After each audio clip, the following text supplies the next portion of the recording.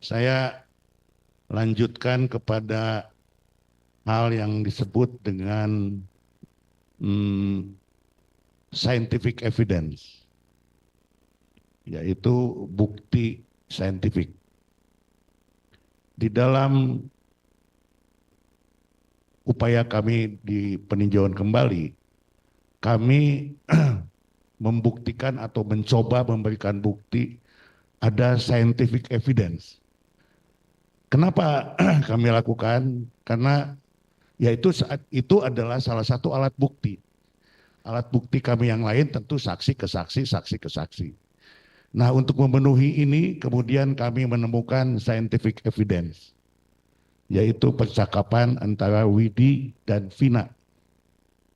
Widi dan Vina sebelum meninggal pada tanggal 27 Agustus 2016. Di percakapan itu memang sudah diekstraksi oleh penyidik, terbukti dengan adanya di berkas.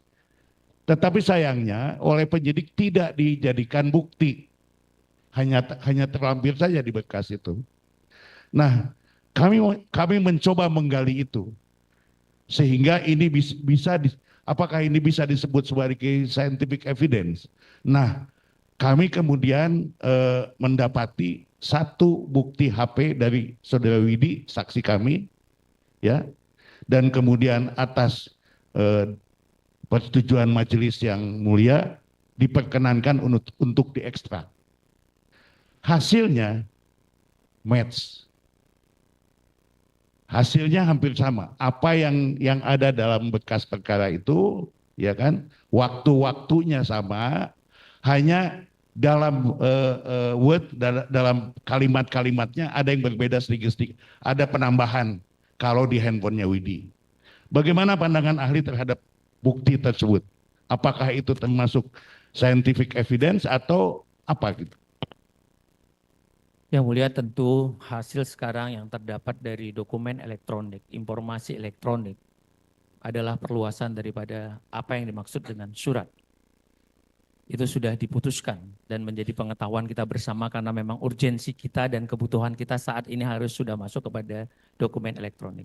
Sepanjang itu memang didapat secara sah, sepanjang memang tidak ada yang dikurangi dan tidak ada yang membantah, maka tentu itu dapat menjadikan scientific evidence. Namun, scientific evidence itu kan secara keilmuan, terukur. Kira-kira kan ada ukurannya. Maka dibedakan antara pengetahuan dengan ilmu. Pengetahuan saya selalu ilustrasikan dulu nenek saya kalau ada sakit perut ambil jambu biji. Karena dia tidak tahu dia ambil 20 helai. Ya kan? Pada 20 helai. Dia samakan saja mau anak kecil orang besar.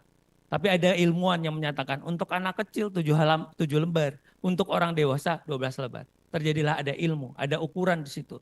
Itulah bedanya antara ilmu dan pengetahuan. Kembali kepada tadi scientific, sepanjang itu adalah terukur dari alat yang benar, pengambilannya benar, maka itu dapat dijadikan scientific evidence. Terus kalau itu tidak dimasukkan dari awal, berarti ada upaya pelanggaran prinsip-prinsip prosedur. Kenapa? Berarti tidak lagi seperti tadi, dia tidak mau bikin terang. Karena penyidikan tadi harus bikin terang. Kalau dia terang berarti lawannya gelap. Berarti orang yang ada di situ sedang hatinya dalam gelap. Hatinya sedang gelap. Kerjanya sedang gelap. Karena dia tidak mau terang. Logikanya sederhana saja. Ini perkara yang bisa kita sentuh dengan logika, sentuh dengan rasa. Tapi kalau dari awal kita sudah ingin menapikan, meminggirkan, ya repot. Kita akan menjadi sulit terhadap satu lubang yang kita buat sendiri. Jadi pendapat ahli itu adalah scientific evidence, ya, bukti yang scientific. Ada dua lagi Pak ahli. Maaf ya, agak lama karena ini memang kita mesti bahas detail gitu sebab saya menyangkut 7 terpidana yang sudah 8 tahun ahli, mohon maklum.